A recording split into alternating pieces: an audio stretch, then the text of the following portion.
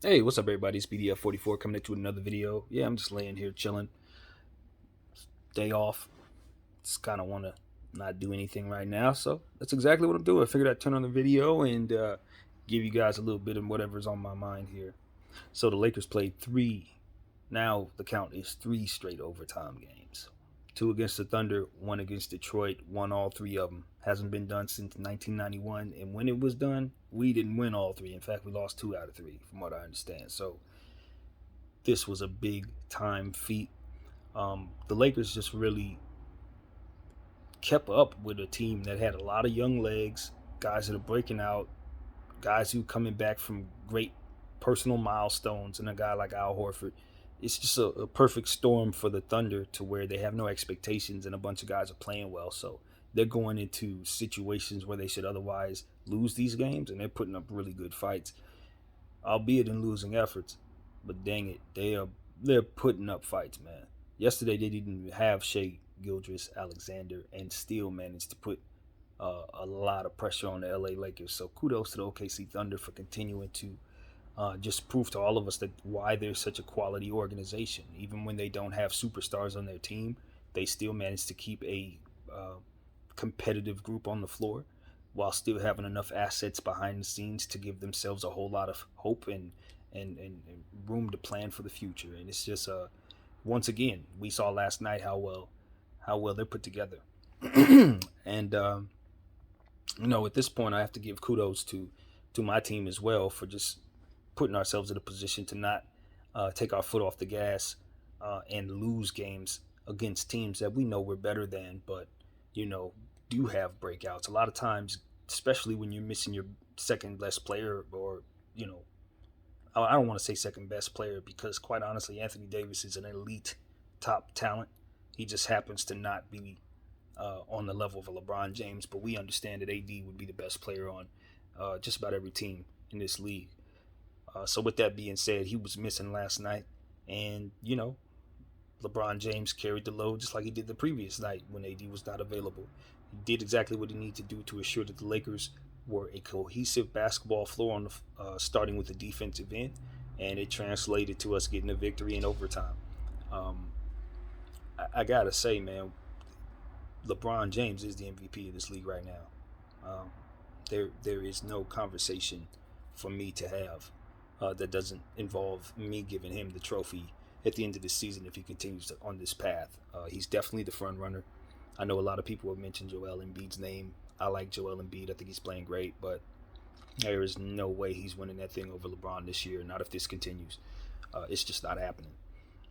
LeBron James is not only leading things in conventional ways that he does, passing the rock, of course, scoring the rock, but he's also uh, spearheading a fantastic defense, which is something that he hasn't done in probably about 8 years.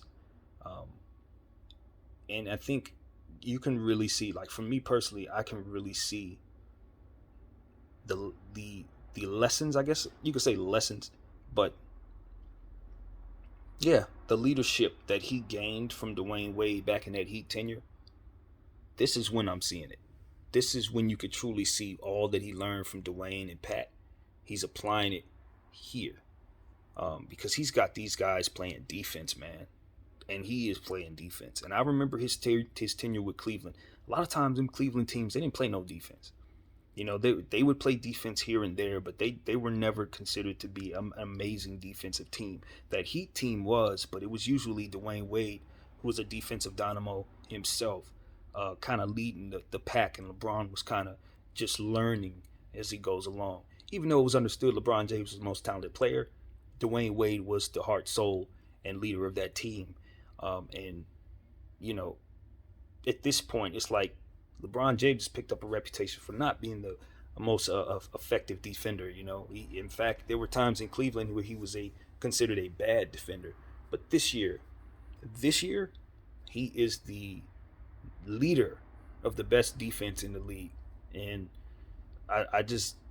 I'm stunned. When I thought about him coming to the Lakers, I knew we would be in positions to win championships because that's what he does. But the way that we're competing, what we're doing, this is not the way I saw his team being. I didn't see this in my mind's eye. I was more so looking at him saying, okay, well, we're going to probably take a year to get some shooters around him, and it's just going to be him driving to the basket, kicking the shooters, and we probably wouldn't be that great defensively, but we would still destroy people because LeBron James just finds a way to be great when it's time to be great.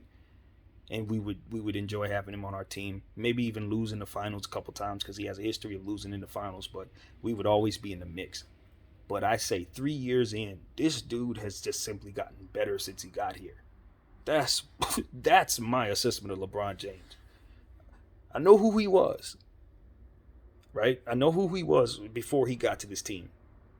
But the player that came here, played with the kids, who played with Lonzo and Brandon Ingram and all those guys, that guy has gotten better since last year, since that previous year that I'm referring to. This guy is playing better defense. He's shooting the ball better. He's making better decisions. He's turning the ball over less. I mean, it's kind of crazy. It's kind of crazy to see a guy who had probably mastered basketball at about 21 years of age come to a team, play a certain way, and then improve as his tenure continues. It's just, he leapfrogged some of your favorite players, man. It's only a two-man race for that GOAT conversation. It's him and it's Mike. And that's it, man. I love my guy Kobe, rest in peace. I love Kareem Abdul-Jabbar, Magic Johnson, Larry Bird. It's a million guys. Tim Duncan doesn't get enough conversation in that. Uh, you know, uh, there's a million players that you want to put in that conversation. Shaq is a guy I love a lot. Wilt has the numbers. Um, Bill Wessel has the rings. Like, I get it. I get it. It's a nuanced conversation. A lot of people have different guys you want to toss in there. But for where I'm sitting, from where I'm laying, it's a two-man race between Michael Jordan and LeBron James. That is where we are. This guy is what he's doing in year 18 when his second best player is having what people consider a down year. AD is probably playing as bad as he's ever played in his career, which is still better than a lot of people. Don't get it twisted. But at the same time, it's like, the role players are great, but a lot of them are new. We got undersized bigs and a big in Marc Gasol, who's pretty much looking to be kind of move on to the transition out of basketball very soon. He doesn't look like he's really got a whole lot left. Like, we're still beating teams. We're going through overtime games, 3 straight of them, as I've already articulated. He's spearheading it with triple doubles and victories. I mean, you can't put a price on what he's still doing for building, in terms of building his legacy. I mean, not only is he writing his story, it seems like some of the best stuff is still ahead. Like, if he's only had maybe 2 injuries in his whole career, y'all. The growing injury from that year that I referred to when he was playing with the kids, and maybe some type of cramp injury or something at some tenure back when he played for the Cleveland Cavaliers. Like, come on, man. The dude is the most durable player the NBA's ever seen. Like, him and AC Green, they're the most two durable people to ever play the game. And now you see that he, in year 18, after coming off a championship, is still able to play at a unanimous MVP type level, not MVP type level. I'm not just talking about, he's front runner. A lot of people are saying it's a 2-man race. It's not. I tell you, it's not. I like Joel, but it ain't. No, this is the King's year. He's taking that MVP trophy, barring injury, knock on wood. If we continue to play like this and he continues to play like this, it's not even a conversation to be had. That's his. So at this point, as a Laker fan, I couldn't be happier.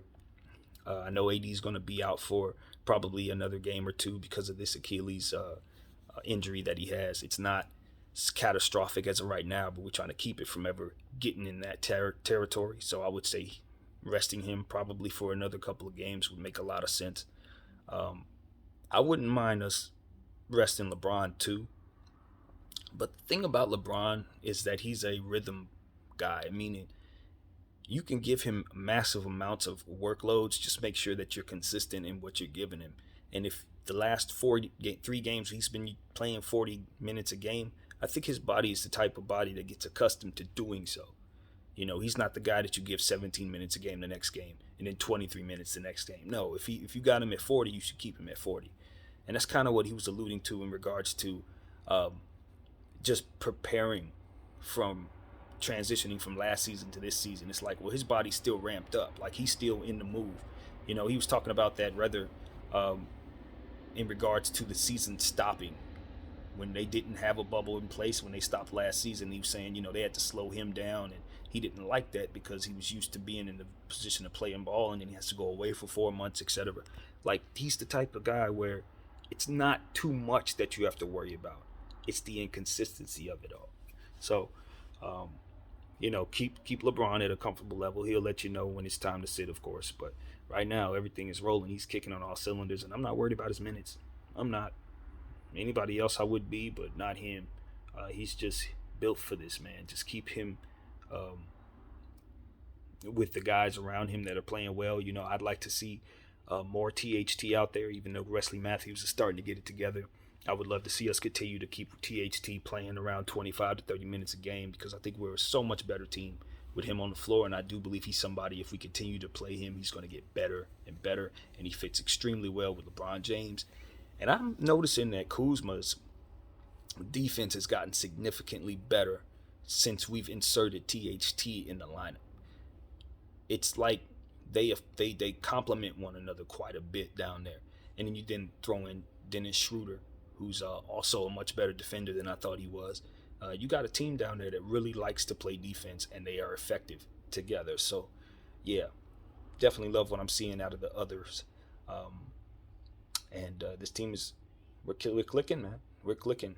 Even without AD playing well, even without AD, period, we're still able to get victories.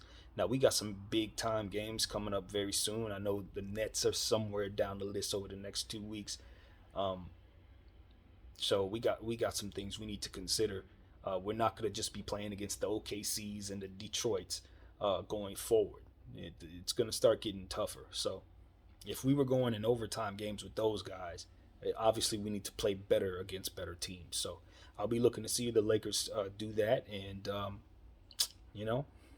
wow, it's just amazing to see how far our team has come over the last year and a half, 2 years. We went from the worst team, one of the worst teams in the league, looking forward to a second pick and not getting the draft, a production out of the players, sometimes not quite seeing them pop like some other players we've seen drafted, to being NBA champions, well on our way to our second NBA championship opportunity. This is a great time to be a Laker fan, man. Thank you guys for watching. My name is BDF44, and I'm out.